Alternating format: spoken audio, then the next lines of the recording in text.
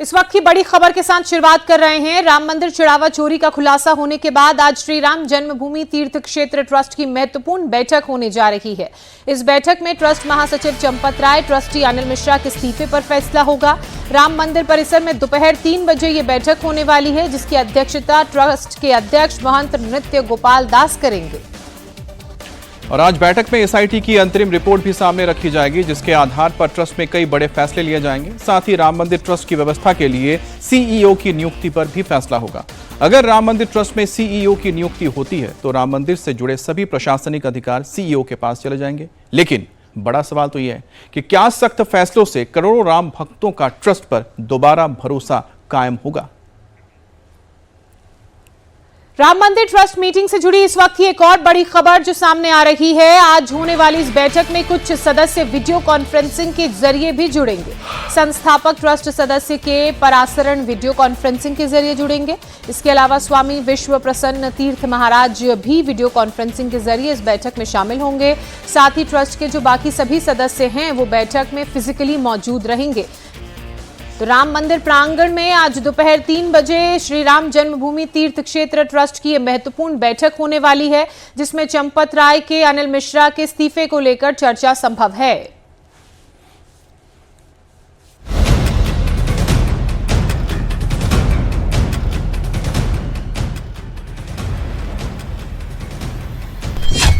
क्या राम मंदिर ट्रस्ट से बाहर होंगे चंपत राय? अनिल मिश्रा की होगी राम मंदिर से छुट्टी? क्या राम मंदिर ट्रस्ट बदलेगा पूरा सिस्टम? कैसे लौटेगा करोड़ों राम भक्तों का भरोसा? ये वो सवाल हैं जिनके जवाब अब से कुछ घंटों के बाद मिल सकते हैं। राम मंदिर में चढ़ावा चोरी सामने आने के बाद अब सबकी निगाहें श्री राम जन्मभूमि तीर्थ क्षेत्र ट्रस्ट की आज होने वाली बैठक पर टिकी हैं। राम मंदिर में चढ़ावा चोरी कांड के बाद राम मंदिर ट्रस्ट की पहली मीटिंग है। बैठक आज दोपहर 3 बजे मंदिर परिसर के गेस्ट हाउस में होगी। इसकी अध्यक्षता ट्रस्ट अध्यक्ष महंत नृत्य गोपाल दास करेंगे। इस मीटिंग में राम मंदिर ट्रस्ट का भविष्य तय होगा। न्यास की बैठक 3 बजे मंदिर परिसर में संपन्न होगी।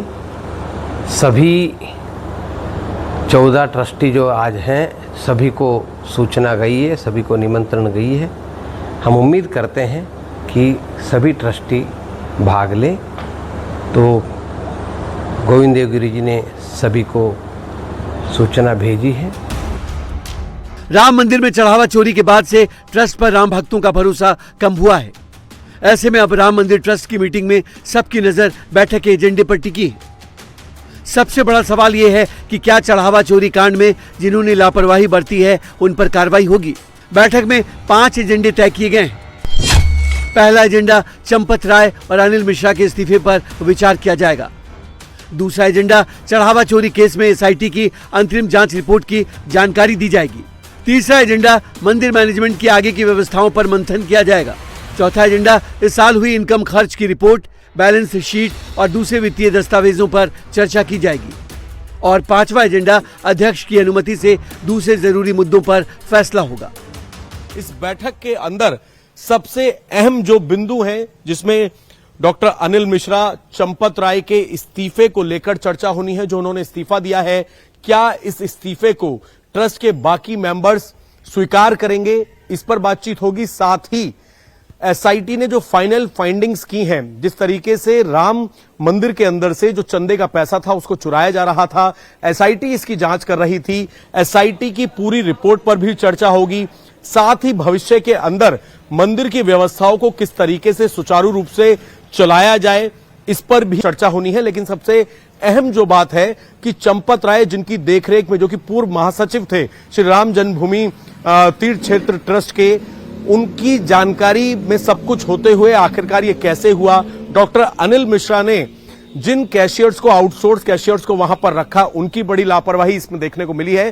फिलहाल दोनों ने इस्तीफा दे दिया है और उस इस्तीफे को लेकर ट्रस्ट के लोग चर्चा करेंगे। सूत्रों की माने तो जिस तरह मंदिर में चढ़ावा चोरी मामले में चंपत राय और अनिल मिश्रा की भूमिका सामने आई है, इससे दोनों की ट्रस्ट से विदाई लगभग तय है। ये तो सारी दुनिया जानती है, हम क्या अलग से बताएं। सब कुछ है, लेकिन निर्णय के बाद ही कुछ कहेंगे। इस बीच बैठक से पहले ट्रस्ट के मेंबर और निर्मोही अखाड़े के अध्यक्ष महंत दिनेंद्र दास का बड़ा बयान सामने आया है। दिनेंद्र दास ने कहा है कि जिसने भी चोरी की है उसे फांसी की सजा दी जाए। हम तो रामलला के यहाँ जाते हैं, उनके दर्शन करते हैं, पूजा पाठ करके चले जाते हैं, परिक्रमा कर लेते हैं। ये लेन देन कभी हम देखे नहीं क्या हो रहा था। इसमें गलती हमें लोगों की है, क्योंकि हम देखे नहीं कि वहाँ लेन देन करने वाले अपना निकलना शुरू कर दिए, लेकिन शासन उसमें पैरवी हुआ कि वो अपने आप जेल में पहुँच गए, पैसा आना शुरू हो गया। वो तो जो हमारे सदस्य लोग निर्णय लेंगे हमारे लिए वही मान्य होगा, और रामलला जो निर्णय देंगे वही सही होगा। हम अपने उत्तर प्रदेश के मुख्यमंत्री इतना विश्वास है कि अगर वो गलती पाएंगे तो जेल में पहुंचा देंगे, और हमारा रामलला से प्रार्थना है कि उसको फांसी भी दे दिया जाए। अगर रामलला के यहाँ गलती किया है उसको फांसी देने में कोई आपत्ति नहीं है। आज बैठक में एसआईटी की अंतरिम रिपोर्ट भी सामने रखी जाएगी, जिसके आधार पर ट्रस्ट में कई बड़े फैसले लिए जाएंगे। साथ ही राम मंदिर ट्रस्ट की व्यवस्था के लिए सीईओ की नियुक्ति पर भी फैसला होगा। अगर राम मंदिर ट्रस्ट में सीईओ की नियुक्ति होती है तो राम मंदिर से जुड़े सभी प्रशासनिक अधिकार सीईओ के पास चले जाएंगे। इतना कुछ हो गया क्योंकि केवल विश्वास के आधार पर चला रहे थे। अब आगे विश्वास के आधार पर नहीं चलना चाहिए। इसमें किसी योग्य सक्षम लोगों को रखना चाहिए जिनको मंदिर का प्रशासन आता है। प्रोसीजर्स सेटल करने चाहिए। सामान की सुरक्षा के लिए जो भी मॉडर्न इक्विपमेंट्स, गैजेट्स और सिस्टम्स हैं वो इस्तेमाल होने चाहिए, और वो सब सेटअप करके जनता को बताना चाहिए, जिससे जनता को विश्वास हो कि पहले जो हुआ सो हुआ। अब आगे तो राम जी के पैसे में से 1 रुपया भी कोई ले जा नहीं सकेगा।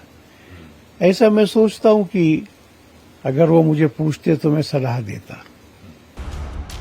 राम मंदिर में चढ़ावा चोरी के खुलासे और चंपत राय के इस्तीफा देने के बाद से कोषाध्यक्ष गोविंद देवगिरी की भूमिका बढ़ गई है। आज होने वाली ट्रस्ट की बैठक से पहले उन्होंने एक चिट्ठी जारी करके अपना पक्ष रखा है। इस चिट्ठी में गोविंद देवगिरी ने कोषाध्यक्ष के रूप में अपनी भूमिका स्पष्ट की है। स्वामी गोविंद देव ने कहा कि कोषाध्यक्ष पद के लिए उन्होंने कभी निवेदन नहीं किया। वो हर महीने 1.5 महीने में अयोध्या आते हैं। प्रवास के लिए न्यास से 1 रुपया नहीं लिया। इसके साथ ही स्वामी गोविंद देवगिरी ने चढ़ावे के हर एक पैसे का हिसाब भी बताया है। गोविंद गिरी ने दावा किया कि कोष में जमा सारे डोनेशन का हिसाब है।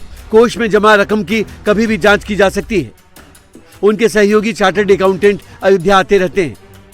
चार्टर्ड अकाउंटेंट पैसे का हिसाब किताब करते हैं। स्वामी गोविंद देवगिरी ने दावा किया कि ट्रस्टी बनने के समय से अब तक उन्होंने किसी से भी कुछ भी नगद राशि या वस्तु मंदिर के लिए स्वीकार नहीं की है। मंदिर के चढ़ावे से उनका कोई लेना देना नहीं है। साथ ही गोविंद गिरी ने साफ कर दिया कि राम मंदिर में होने वाला खर्च सीधे बैंक से होता है। वो अधिकृत हस्ताक्षरकर्ता नहीं है। स्वामी गोविंद गिरी ने कहा कि उनके पास कोई चेकबुक नहीं होते। पेमेंट कैश से नहीं, सीधे बैंक से होते हैं। हुंडी में चढ़ावा की गिनती में उनका रोल नहीं। चढ़ावा गिनने का काम न्यास के लोग देखते हैं। इसके साथ ही स्वामी गोविंद देवगिरी ने ट्रस्ट की बैठक का एजेंडा बता दिया। उन्होंने दावा किया कि कोई भी कितना भी बड़ा हो बचेगा नहीं। अब सबकी नजर ट्रस्ट की बैठक पर है, जिसमें आज राम मंदिर ट्रस्ट के भविष्य पर फैसला होगा। और इस वक्त सीधे चलते हैं अयोध्या, जहां पर हमारी सहयोगी रुचि कुमार हमारे साथ जुड़ गई हैं। रुचि, जरा हमें बताइएगा कि आज जो बैठक होने जा रही है, इस बैठक में कौन कौन से सदस्य हैं जो फिजिकली प्रेजेंट रहेंगे और कुछ ऐसे भी हैं जो शायद वाया वीडियो कॉन्फ्रेंसिंग के जरिए जुड़ेंगे। लेकिन साथ ही बैठक का एजेंडा लेकर क्या पूरी तरह से साफ कर दिया गया है कि किस वजह से आज की बैठक हो रही है? बिल्कुल, ये तो सबको साफ है कि आज का एजेंडा, मुख्य एजेंडा क्या है। अब अगर आप निर्मोही अखाड़े के जो अध्यक्ष हैं दिनेंद्र दास, वो ट्रस्ट के मेंबर हैं, वो अयोध्या के बाहर हैं। शाम को 5 बजे तक अयोध्या वापस लौट पाएंगे। उनका कहना है कि वो वीडियो कॉन्फ्रेंसिंग से इस मीटिंग में जुड़ेंगे। अब के पराशरन है, 90 साल से ज़्यादा उनकी उम्र है, चेन्नई में रहते हैं। वकील, सुप्रीम कोर्ट के जो मुख्य वकील थे पूरे मामले के, वो वेब कैम से जुड़ेंगे। इसके अलावा विश्व प्रसन्न तीर्थ महाराज हैं, ये वेब कैम से जुड़ेंगे। और जो ट्रस्ट के अध्यक्ष हैं नित्य गोपाल दास, वो बीमार थे लखनऊ में, लेकिन अब वो आ चुके हैं अयोध्या वापस। और वो मीटिंग में शामिल होंगे। इसके अलावा कृष्ण मोहन जो सदस्य हैं वो शामिल होंगे, गोविंद देव गिरी जी महाराज जो कोषाध्यक्ष हैं वो शामिल होंगे, परमानंद गिरी जी महाराज हैं, वो सब ये सारे लोग अयोध्या आ चुके हैं। स्वामी वासुदेवानंद सरस्वती ये भी अयोध्या आ चुके हैं और चंपत राय और डॉक्टर अनिल मिश्रा तो अयोध्या में ही रहते हैं। आज की ट्रस्ट की मीटिंग कुछ अलग होगी। हर 3 महीने में ये मीटिंग अमित होती है और जो भी पूरा काम होता है मंदिर का या जो कुछ भी होता है उस मीटिंग में डिस्कस होता आया है जब से 2020 से ये ट्रस्ट बना है। लेकिन वो जो मीटिंग होती थी वो चंपत राय ही एक तरह से पूरी मीटिंग प्रिसाइड करते थे। नित्य गोपाल दास क्योंकि बीमार रहते हैं तो उनका ज़्यादा रोल नहीं रहता था। तो आज चंपत राय उस रोल में नहीं दिखाई देंगे जी। तो उम्मीद सबको मालूम है एजेंडा क्या है। मुख्य एजेंडा तो यही है कि चंपत राय और डॉक्टर अनिल मिश्रा का जो इस्तीफा है वो स्वीकार किया जाए या नहीं किया जाए। तो इसके अलावा इस पूरे मामले में रुचि जो एसआईटी जांच कर रही है उसकी तरफ से जो एक पूरी जानकारी दी गई है उसको लेकर भी चर्चा संभव है। और सबसे महत्वपूर्ण बात, क्या सीईओ की नियुक्ति को लेकर भी आज इस मीटिंग में चर्चा होगी? अगर होगी तो किस तरह की जिम्मेदारी सीईओ को इस बैठक में दी जाएगी? बिल्कुल, क्योंकि देखिए जो कुछ पूरा हंगामा हुआ है, जो आरोप लगे हैं कि चढ़ावे की चोरी हो रही है, तो एसआईटी की जो प्राथमिक रिपोर्ट आ चुकी है वो ट्रस्ट की मीटिंग में जितने मेंबर्स हैं उनके सामने ये रखी जाएगी और ये देखा जाएगा कि किस तरह से चंदा जो चढ़ावा है उसकी जो काउंटिंग थी उसमें कैसे गड़बड़ियाँ हो रही थी और इस बात पे भी विचार होगा कि इसको कैसे बेहतर किया जाना चाहिए, क्या क्या व्यवस्था है जिनमें सुधार की ज़रूरत है। अब ये ज़रूर है कि ये कहा जा रहा है कि सीईओ की नियुक्ति को लेके कुछ सदस्य तैयार नहीं है। उनका कहना है कि सीईओ नहीं बनाया जाना चाहिए, तो उस पर विचार होगा। लेकिन पूरा जोर यही रहेगा कि जिस तरह से व्यवस्था अंदर बिगड़ी, जिसकी उस वजह से व्यवस्था को बेहतर किया जाए और जो लोगों का विश्वास ट्रस्ट से उठा है उसे कैसे वापस एक बार उस विश्वास को पाया जाए। रुचि, इस बड़ी खबर पर आप नजर रखिएगा। दिन भर हम आपसे अपडेट लेते रहेंगे। दोपहर 3 बजे ये बैठक शुरू होने वाली है। फिलहाल राम मंदिर चढ़ावा चोरी के आरोपियों की बात करें तो अयोध्या की पुलिस का लगातार उन पर शिकंजा कसता जा रहा है। अयोध्या पुलिस ने रविवार को जेल में बंद 8 में से 5 आरोपियों से पूछताछ की। रविवार को जिन आरोपियों से पूछताछ की गई उनमें रमाशंकर मिश्रा, मनीष यादव, लवकुश मिश्रा, अनुकल्प मिश्रा और करुणेश पांडे का नाम शामिल है। अब पुलिस ने इन आरोपियों से करीब 4.5 घंटे तक पूछताछ की है। सूत्रों की माने तो पुलिस आज भी आरोपियों से पूछताछ कर सकती है। रविवार को पुलिस ने चढ़ावा चोरी के एक के बाद एक मामले में कई सवाल पूछे इन लोगों से और सूत्रों की माने तो इस दौरान आरोपियों ने कई अहम खुलासे भी किए हैं। राम मंदिर चढ़ावा चोरी के आरोपियों पर अयोध्या पुलिस का शिकंजा कसता जा रहा है। अयोध्या पुलिस रविवार दोपहर 1:50 पर जेल में बंद आरोपियों से पूछताछ करने पहुंची। आरोपी रमाशंकर मिश्रा, मनीष यादव, लवकुश मिश्रा, अनुकल्प मिश्रा और करुणेश पांडे से करीब 4.5 घंटे पूछताछ की गई। सूत्रों की माने तो पुलिस आज भी आरोपियों से पूछताछ कर सकती है। रविवार को पुलिस ने चढ़ावा चोरों से एक के बाद एक कई सवाल पूछे। किसके कहने पर चोरी की? चोरी का प्लान किसने बनाया? दान चोरी का मास्टरमाइंड कौन? चढ़ावे का कितना पैसा चुराया? किसके हिस्से में कितना आया? चोरी के पैसे से कहां-कहां प्रॉपर्टी खरीदी? अनिल मिश्रा और गोपाल राव का क्या रोल रहा? चोरी की बात पता लगने पर चंपत राय ने क्या किया? सूत्रों की माने तो पुलिस को पूछताछ के दौरान आरोपियों से कई अहम सुराग मिले हैं। सूत्रों की माने तो पुलिस को आरोपी अनुकल्प मिश्रा की चोरी की रकम से बनाई गई करोड़ों की संपत्ति का पता चला है। पुलिस के मुताबिक अनुकल्प मिश्रा ने करीब 65 लाख का मकान खरीदा। उसके ठिकानों से करीब 16,80,000 रुपए नकद बरामद किए गए। गांव में उसने एक फार्म हाउस खरीदा, एक डिजायर कार खरीदी, एक महंगी मोटरसाइकिल और एक एसयूवी बुक कराई। अनुकल्प मिश्रा को आउटसोर्सिंग एजेंसी के जरिए नौकरी पर रखा गया था और सीधे दान गिनने के काम पर लगाया गया। उसकी सैलरी 15,000 रुपए थी, लेकिन उसने चंद महीने में करोड़ों का साम्राज्य खड़ा कर लिया। पुलिस अब इन संपत्तियों की जांच कर रही है। इसके साथ ही पुलिस लवकुश मिश्रा की कमाई की जांच कर रही है। लवकुश मिश्रा पहले कार मैकेनिक था, बाद में आउटसोर्सिंग एजेंसी के जरिए दान गिनने के काम में लगाया गया। पुलिस को लवकुश मिश्रा के घर से छापेमारी के दौरान 14,25,000 रुपए कैश मिला है। साथ ही उसकी पत्नी के नाम से एक आलीशान घर मिला है, जिसका अभी काम चल रहा है। साथ ही पुलिस अनुकल्प मिश्रा और ट्रस्ट के सदस्य अनिल मिश्रा से पारिवारिक रिश्तों और दूसरे आरोपी लवकुश मिश्रा से करीबी रिश्तों की जांच कर रही है। राम मंदिर में चढ़ावा चोरी सामने आने के बाद पुलिस लगातार जांच कर रही है। अब एसआईटी भी अपनी फाइनल रिपोर्ट तैयार करने में लगी हुई है, लेकिन सियासी दलों ने इस पर बड़े बड़े दावे करके सरकार को घेरना भी शुरू किया है। इस बीच विश्व हिंदू परिषद ने चढ़ावा चोरी के मामले की जांच कर रहे डीएसपी को चिट्ठी लिखकर इन नेताओं से सबूत जुटाने में मदद करने के लिए कहा है। विश्व हिंदू परिषद के इंटरनेशनल प्रेसिडेंट आलोक कुमार ने इस चिट्ठी में समाजवादी पार्टी के नेता रामगोपाल यादव, कांग्रेस की महासचिव प्रियंका गांधी और आम आदमी पार्टी के चीफ अरविंद केजरीवाल के लगाए आरोपों का जिक्र किया और पुलिस से अपील की है कि वो इन नेताओं से पूछें कि उन्होंने किस आधार पर और किन सबूतों के साथ ये दावे किए हैं।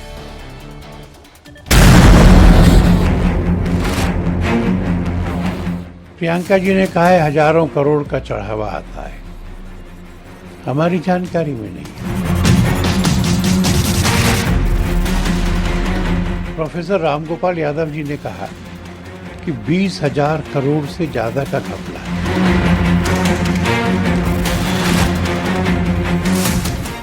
इनके पास में कुछ लोगों ने बताया होगा, कुछ कागज दिए होंगे, कुछ तो भी सामग्री होगी।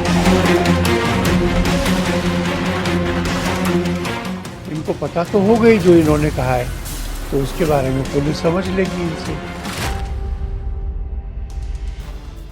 राम मंदिर में चढ़ावा चोरी की जांच जैसे जैसे आगे बढ़ रही है, वैसे वैसे चोरी को लेकर नए नए दावे किए जा रहे हैं। ये दावे अब सियासी गलियारों में जोर पकड़ रहे हैं। इन दावों के बीच विश्व हिंदू परिषद के अंतर्राष्ट्रीय अध्यक्ष और सीनियर एडवोकेट आलोक कुमार की चिट्ठी ने सियासी हलचल के बीच उबाल पैदा कर दिया है। ये चिट्ठी राम मंदिर चढ़ावा चोरी की जांच कर रहे अयोध्या के डीएसपी आशुतोष तिवारी को लिखी गई है। इस चिट्ठी में उन सब के नाम हैं जिन्होंने राम मंदिर में चढ़ावा चोरी को लेकर बड़े बड़े दावे किए हैं। ये चिट्ठी तब लिखी गई जब एसआईटी जांच और पुलिस की इन्वेस्टिगेशन के दौरान सियासी हमले करके यूपी और केंद्र की सरकार को घेरने की कोशिश की गई। कांग्रेस की महासचिव और लोकसभा सांसद प्रियंका गांधी वाड्रा ने हजारों करोड़ की चोरी का आरोप लगाया, तो समाजवादी पार्टी के senior leader professor Ramgopal Yadav ने दावा किया कि कम से कम 20,000 करोड़ की चोरी का मामला है। वहीं आम आदमी पार्टी के सर्वे सर्वा अरविंद केजरीवाल ने करीब 200 करोड़ रुपए का कैश और बेशकीमती गहने, हीरे, सोने चांदी की ईंटें चोरी होने का दावा किया। और कम से कम 20,000 करोड़ रुपए का घपला है। 20,000 करोड़ रुपए का सोना चांदी जेवर, लोगों ने 50-50 किलो सोना दिया, करोड़ों रुपया दिया, हीरे के हार दिए करोड़ों रुपए, पता ही नहीं किसी। श्री राम मंदिर में चढ़ावे की चोरी हुई है, अब ये सब लोग मान रहे हैं, पर क्या असली दोषियों को, बड़े लोगों को, जो बड़े बड़े प्रभावशाली ताकतवर लोग इसमें शामिल हैं, उनको सजा मिल पाएगी? उनकी गिरफ्तारियां होंगी? क्या उनके खिलाफ एक्शन होगा? चढ़ावा चोरी के इतने बड़े बड़े दावों के बीच विश्व हिंदू परिषद के अंतर्राष्ट्रीय अध्यक्ष की चिट्ठी सामने आई। आलोक कुमार ने पूछा कि चोरी का यह आंकड़ा कहां से आया। इसके लिए बाकायदा अयोध्या के डीएसपी और मामले के जांच अधिकारी आशुतोष तिवारी को चिट्ठी लिखी गई। इस चिट्ठी में मांग की गई है कि जिन नेताओं ने सार्वजनिक मंचों पर मंदिर के चढ़ावे में चोरी या घोटाले के आरोप लगाए हैं, उनके बयान भी जांच के दायरे में आने चाहिए, ताकि दूध का दूध और पानी का पानी हो सके। इससे इन्वेस्टिगेशन में बहुत सहायता हो जाएगी। प्रोफेसर रामगोपाल यादव जी ने कहा कि 20,000 करोड़ से ज्यादा का घपला है, हमारी तो जानकारी में इतने पैसे वहां आए ही नहीं। प्रियंका जी ने कहा है हजारों करोड़ का चढ़ावा आता है, हमारी जानकारी में नहीं है। अब ये बड़े लोग हैं, पढ़े लिखे लोग हैं, पब्लिक डोमेन में बड़े पदों पे लंबे समय से हैं, तो ये जिम्मेवारी से बोलते होंगे, किसी आधार पर बोलते होंगे। इनके पास में कुछ लोगों ने बताया होगा, कुछ कागज दिए होंगे, कुछ तो भी सामग्री होगी। तो मैंने सोचा कि अगर पुलिस इनसे प्रार्थना करे कि आपने ये बयान दिया है, आपके पास जो कागज है, जो जानकारी है, डॉक्यूमेंट है, गवाह पता है, हमको बताइए, हम सारा उपयोग करके जांच पूरी करेंगे। इसलिए मैंने कहा है, कोई आरोप उसमें नहीं है। इनको पता तो हो गई जो इन्होंने कहा है, तो उसके बारे में पुलिस समझ लेगी इनसे। हमने तो कहा है कि पूरी जांच करो, जितने आरोप हैं उतनी जांच करो। अब कोई उसको चोरी कहे, कोई उसको लूट कहे, कोई उसको डकैती कहे, जांच से ही मालूम पड़ेगा कि क्या हुआ है। बीएचपी की चिट्ठी बता रही है कि संगठन ने बयानबाजी के खिलाफ पूरी तरह से मोर्चा खोल दिया है। संगठन इसे कानूनी तरीके से भी आगे बढ़ा सकता है। इसलिए हमने एसआईटी से मांग की है, इन्वेस्टिगेटिंग ऑफिसर से मांग की है, इन सबको भी बुलाइए। आपने संजय सिंह को भी बुलाया, सफाई नहीं दे सके वो, इनको भी बुलाइए। और यदि इनके पास तथ्य नहीं है तो इनके विरोध में कानूनी कार्यवाही होनी चाहिए। अब नहीं हो सकता कोई भी आरोप लगाए और झूठे आरोप लगाकर सनसनी फैलाकर भाग जाए। हम भागने नहीं देंगे। हमारी लीगल टीम इस विषय पर सजग निगाहें रखे हुए है। आपके पास तथ्य हैं, आइए, हम आपका स्वागत करते हैं। जांच में सहयोग दीजिए, लेकिन केवल आस्थाओं को तोड़ने के लिए, हिंदुओं को अपमानित करने के लिए, राम भक्तों को आहत करने के लिए अगर आप इस तरह के आरोप लगाएंगे तो हम इसको अब स्वीकार नहीं करेंगे। इस वक्त की एक बड़ी खबर का रुख कर लेते हैं। खबर मुंबई से आ रही है। यहां मॉनसून की मूसलाधार बारिश की वजह से एक हादसा हो गया। मुंबई में लगातार हो रही बारिश के बीच मानखुर्द इलाके में एक 3 मंजिला बिल्डिंग गिरने से 6 लोगों की मौत हो गई। कई लोग घायल हैं, वहीं कई लोग ऐसे भी हैं जो अभी भी मलबे में दबे हो सकते हैं, आशंका जताई जा रही है। हादसे में मरने वाले 4 महिलाएं हैं, 2 पुरुष हैं। अब मौके पर पुलिस प्रशासन और बीएमसी की टीम भी मौजूद है। रेस्क्यू ऑपरेशन चलाया जा रहा है। हादसा रविवार को शाम करीब 8:30 बजे जनता नगर में हनुमान मंदिर के पीछे हुआ। इस तरफ बिल्डिंग नंबर 5 का एक हिस्सा था, जिसमें 2-3 रिहायशी यूनिट थी। अचानक बिल्डिंग का यह बड़ा हिस्सा भर भराकर गिर पड़ा। सब इतना अचानक हुआ कि बिल्डिंग के अंदर मौजूद लोगों को बाहर निकलने का मौका तक नहीं मिला। अब हादसे के फौरन बाद स्थानीय लोगों ने मलबा हटाने का काम शुरू किया। फौरन बीएमसी की टीम भी पहुंच गई और थोड़ी ही देर में एनडीआरएफ की टीम ने भी मोर्चा संभाल लिया और मलबे से लोगों को निकालने का काम शुरू हुआ। मुंबई की ये तस्वीरें आप देख रहे हैं। मुंबई बिल्डिंग हादसे पर सरकार का भी अब बड़ा बयान सामने आया है। मृतकों के परिजनों को 5-5 लाख की आर्थिक सहायता की बात सरकार की तरफ से कही गई है। मुख्यमंत्री देवेंद्र फडणवीस ने मुआवजे का ऐलान किया, तो वहीं महाराष्ट्र सरकार के मंत्री गिरीश महाजन ने कहा कि हादसे की पूरी जांच की जाएगी। जिसकी इजाजत से बिल्डिंग बनी है उस पर सख्त एक्शन लिया जाएगा। क्या अपडेट है अभी तक में सर? मानखुर्द में जनता नगर करके इलाका है, यहाँ पे हम लोग देख रहे हैं कि 4 मंजिल इमारत थी और वो बारिश के चलने से, क्योंकि बारिश ने भी पूरा रिकॉर्ड कर दिया है। कल से आज सुबह से बहुत बारिश मुंबई में हो रही है, बाहर इलाके में भी हो रही है, महाराष्ट्र में भी हो रही है, लेकिन मुंबई में बहुत ज़्यादा बारिश यहाँ पर हो रही है। और इसी के चलते हुए ये जो इमारत है ये गिर चुकी है। इसमें 6 लोग थे, उसमें मुझे लगता है ज़्यादातर 4 बच्चे थे और 2 एडल्ट थे। 6 के 6 लोगों की मौत हो गई है। अभी भी हम लोग देख रहे हैं कि और कोई नीचे दबा हुआ है, इसलिए कारपोरेशन है, एनडीआरएफ की टीम यहाँ पर है, पुलिस वाले भी और कार्यकर्ता भी सब है यहाँ के लोकल, वो सभी यहाँ पर काम कर रहे हैं। मुझे लेकिन नहीं लगता कि 6 के ऊपर और कोई यहाँ पर ज़्यादातर होगा, लेकिन बहुत दर्दनाक घटना ये हुई है। इसमें 6 लोगों की मौत हुई है, सभी को हॉस्पिटल में सब बॉडी शिफ्ट कर दी गई है। और मैं कहूँगा कि ये पूरा स्लम एरिया है जैसे देखे जाए तो, और एक के ऊपर एक 12 बाय 12 के रूप के 4-4 मंजिल हो गई है। सब इल्लीगल कंस्ट्रक्शन यहाँ पर है, लेकिन ये बारिश के चलते आज पूरी बिल्डिंग नीचे बैठ गई, उसमें 6 लोगों की मौत हो गई है। बहुत दुखद घटना ये है। बिल्कुल इसकी जांच की जाएगी, कैसे क्या ये बिल्डिंग खड़ी हुई, क्यों खड़ी हुई, किसने परमिशन दिया नहीं दिया, ये भी देखा जाएगा। और जो जिनकी भी मौत हुई है उनके जो रिश्तेदार हैं उनको 4-4 लाख रुपए का मुआवजा सरकार की तरफ से दिया जाएगा, ऐसे सीएम साहब ने भी कहा है। अब इंडिया टीवी लगातार आपको इस हादसे की अपडेट दे रहा है। आज सुबह जब हमारे संवाददाता समीर भीसे ने स्थानीय लोगों से बात की तो हैरान करने वाली बातें सामने आ गई। जो बिल्डिंग धराशायी हुई है उसकी टाइल्स शुक्रवार से ही गिर रही थी और इसके बाद किराएदार घर खाली करने की तैयारी में थे। कल बारिश के बाद वो घर से बाहर निकल गए थे, लेकिन फिर दोबारा घर के अंदर चले गए तो तभी यह हादसा हो गया। मुंबई में हो रही लगातार बारिश लोगों के लिए जान की आफत बन चुकी है। बीती रात तकरीबन 8:30 बजे ये जो मलबे का ढेर इस वक्त देख रहे हैं, कभी यहाँ घर हुआ करता था, लेकिन भरभरा कर ये सारा का सारा घर गिर पड़ा और यहाँ पर 6 जिंदगियाँ दफन हो गईं।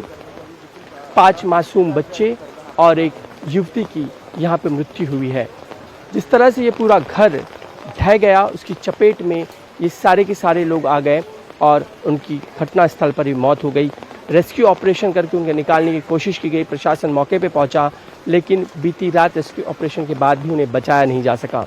ये मिट्टी का ढेर जो इस वक्त देख रहे हैं, जहां पर पूरे लोहे पर पूरा का पूरा स्ट्रक्चर खड़ा किया गया था, लेकिन इमारत जो है ये तकरीबन ग्राउंड +3 स्ट्रक्चर बताया जा रहा है, जो भरभरा कर गिर पड़ा और एक भयानक मंजर सामने आया है। फिलहाल यहाँ पर कई जनता नगर है, गली नंबर 5, जहाँ पर ये घर था, मानखुर्द का ये पूरा का पूरा इलाका है। स्थानीय नागरिक है जो ठीक इस घर के सामने रोज़ाना उन लोगों से बातचीत करते थे। एक पड़ोसी था, एक अपनापन था। जैसे हम लोग नमाज पढ़ के उठे वैसे ही भरभरा के गिरा। अच्छा। हम लोग तो चिल्ला के भाग घर में से निकले, जैसे निकले इनके आदमी भी उसी पतरे पर से यहाँ गिरे, उनके ऊपर भी कंकड़ आ गया, एकदम पूरा धूल से एकदम गर्दे से एकदम फट गए थे। वो तो जल्दी दूसरे के रूम में बोल रहे थे कि हमको लग रहा है कोई उठा के फेंक दिया है। तो जितने लोगों की यहाँ पे डेथ हुई, आप सब पास पड़ोस है, आपका जानते होंगे? पड़ोसी ही ना है, ये सब लोग पड़ोसी है ना। वो तो बोल के गए थे मोइन भाई कि तुम लोग यहीं पर उनके घर पे रहना, हम आ रहे हैं अभी रूम ढूंढने जा रहे हैं। लेकिन अब वो लोग की आ गई थी, अभी तो वो पहुंचे भी नहीं थे। जब तक तो वो लोग घर में गए और ये तो उनको बता के गए थे घर में मत जाइए, बता के गए थे घर में मत जाइए। अब उन लोग को जाने ही वाला था और साथ में बच्चे भी चले, जैसे माँ गई उसके बाद बच्चे भी साथ साथ चले गए, दूसरे का भी बच्चा चला गया। वो कह रहे थे कि घर गिर सकता है, पहले से पता था कि यहाँ गिरेगा। और जुमा के दिन से टाइल्स टूट टूट के गिर रही थी। अच्छा, जुमा के दिन से, शुक्रवार से? हाँ, टूट के गिर रही थी, वो टाइल्स गिर रही थी। एक आदमी थे उनके ऊपर गिरा, वो यहीं बेहोश पड़ गए। अच्छा। और उसी दिन से टूट के गिर रही। कल सुबह के पूरा यहाँ से वहाँ तक पूरा गिर गई थी। यहाँ पे बताइए, जिस हिसाब से ये पूरी स्थिति है यहाँ पर कि रूम जिस तरीके से पूरा ये घर ढह गया, क्योंकि पहले से ही यहाँ पर घर की जो टाइल्स हैं वो गिरनी शुरू हो गई थी। शुक्रवार से ही ये सिलसिला चालू हो गया था, इसलिए मुंबई में आज भी भारी बारिश का अलर्ट है। आईएमडी के अलर्ट के बाद प्रशासन ने मुंबई समेत आसपास के स्कूलों में छुट्टी घोषित कर दी है। मुंबई सहित ठाणे, पालघर, रायगढ़, रत्नागिरी और आसपास के तमाम जिलों में मूसलाधार बारिश के अलर्ट के बाद आज स्कूल कॉलेजेस में छुट्टी की गई है। प्रशासन ने लोगों से बहुत जरूरी काम होने पर ही घरों से बाहर निकलने की अपील की है। भारी बारिश से रफ्तार थम गई है और मुंबई में इस वजह से जनजीवन भी प्रभावित हुआ है। सड़कों पर चूंकि इतना पानी भर गया है कि अब घरों से निकलना भी मुश्किल हो रहा है। वहीं लगातार गिर रहे पेड़ भी लोगों के लिए मुसीबत का सबब बने हुए हैं, जानलेवा साबित हो रहे हैं। गोरेगांव से भी एक पेड़ गिरने की तस्वीर सामने आई, वो आप देख रहे हैं। पेड़ गिरने की घटना वहां सीसीटीवी में भी कैद हो गई। एमजी रोड पर केमिस्ट की शॉप के सामने अचानक से बारिश की वजह से एक बड़ा सा पेड़ गिर गया और इस पेड़ के गिरने से कई लोग इसकी चपेट में आ गए। बताया जा रहा है कि 2 महिलाओं की हालत बहुत गंभीर है। तस्वीर आप देखिए, केमिस्ट की शॉप से महिलाएं छाता लेकर बाहर निकल रही थी क्योंकि लगातार बारिश हो रही थी और इस बात का उन्हें बिल्कुल अंदाजा नहीं था कि आगे थोड़ा सा और बढ़ेंगी तो उनके ऊपर ये पेड़ गिर जाएगा और ये पेड़ उनके ऊपर गिर गया, जिसके बाद उनकी हालत नाजुक है। पिछले 2 दिनों में मुंबई में करीब 100 से ज्यादा पेड़ गिरने की घटना सामने आ चुकी है, जिसमें अब तक 2 लोगों की जान गई है। लगातार हो रही मूसलाधार बारिश के कारण आज मुंबई के प्रसिद्ध डब्बा वालों की सर्विस भी बंद रहेगी। मुंबई और आसपास जारी भारी बारिश के कारण हुए लैंडस्लाइड के बाद पुणे एक्सप्रेसवे बंद कर दिया गया। एक्सप्रेसवे के टनल नंबर 2 के एग्जिट के पास लैंडस्लाइड के बाद झरना बन गया था। कुछ जगहों पर मलबा सड़क पर भी आ जाने से गाड़ियों की रफ्तार पर ब्रेक लग गया और लंबा जाम लग गया। पुलिस और हाईवे प्रशासन की टीमें मलबा हटाने के काम में जुटी हुई है ताकि ट्रैफिक को सामान्य किया जा सके। संवेदनशील इलाकों में निगरानी बढ़ा दी गई है। इंडियन मेट्रोलॉजिकल डिपार्टमेंट ने अगले कुछ घंटों तक मुंबई, ठाणे, रायगढ़ और घाट के क्षेत्रों में भारी से बहुत भारी बारिश का अलर्ट भी जारी किया है। प्रशासन ने लोगों से अपील की है कि बिना जरूरी काम के यात्रा करने से बचें। रेलवे के साथ ही लोकल प्रशासन द्वारा भी एडवाइजरी जारी की गई है, उसका पालन करने की अपील की गई है। यात्रियों को सलाह दी गई है कि यात्रा से पहले ट्रेन और सड़क रूट की स्थिति की जानकारी पहले से लें और तभी घर से बाहर निकलें। मुंबई पुणे एक्सप्रेसवे पर कनेक्टिंग लिंक और मिसिंग लिंक के बीच एक कंक्रीट पिलर गिरने से रास्ता प्रभावित हो गया, जिससे लोनावाला के पास गाड़ियों की अब लंबी कतार दिख रही है। ये एरिया में जो रात भर बहुत ज़्यादा बारिश हो रही है, उसकी वजह से टनल के जो एग्जिट है पुणे से मुंबई लेन जो लेन जाती है, उसका जो बड़ा टनल है हमारा, उसका जो एग्जिट है वो साइड पे लैंडस्लाइड हुआ है। तो लैंडस्लाइड की वजह से ये लेन अभी बंद कर दिया गया है। बाकी कनेक्टिंग लिंक का हमारा पूरा लेन इंटैक्ट और सेफ है। सिर्फ वो लैंडस्लाइड की वजह से एग्जिट पे पॉइंट में हमने ट्रैफिक अभी बंद किया है और वो क्लियरेंस का काम चल रहा है। और भारी बारिश के कारण मुंबई पुणे रेल रूट पर भी इसे सस्पेंड किया गया है यातायात। कर्जत और लोनावला के पास भोर घाट सेक्शन में सुबह करीब 3 बजे भारी लैंडस्लाइड हुआ, जिससे रेलवे की तीनों लाइनें प्रभावित हुई हैं। ट्रैक पर मलबा आने के कारण यहां पर रेल यातायात बाधित है। कई ट्रेनों को बीच रास्ते में रोकना पड़ा है। रेलवे की इंजीनियरिंग और आपदा राहत टीमें मौके पर पहुंचकर मलबा हटाने और ट्रैक को जल्द चालू करने के लिए जुटी हुई है।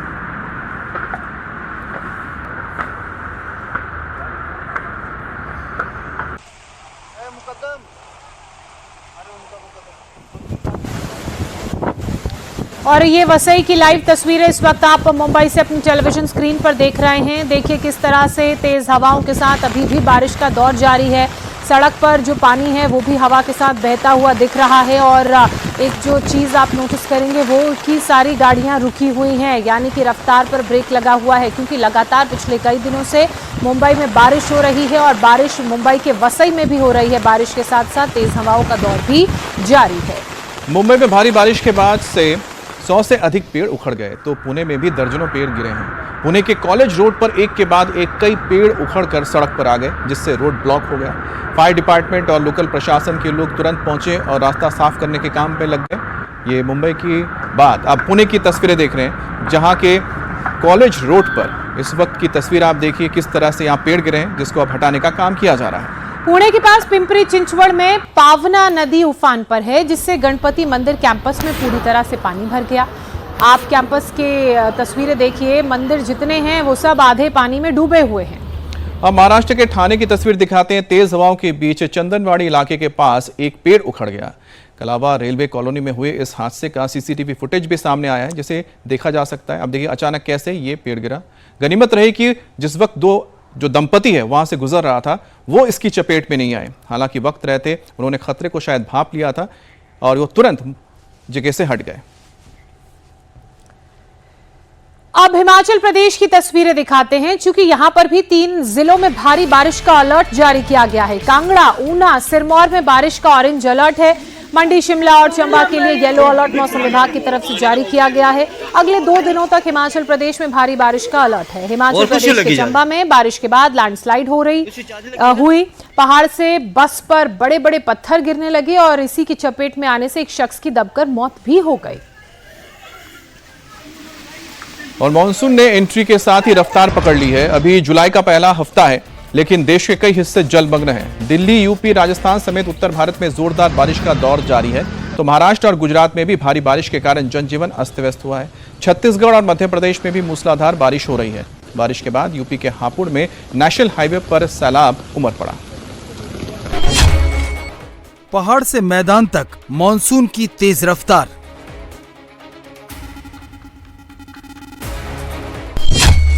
गांव से शहर तक मूसलाधार बारिश में खिसके पहाड़।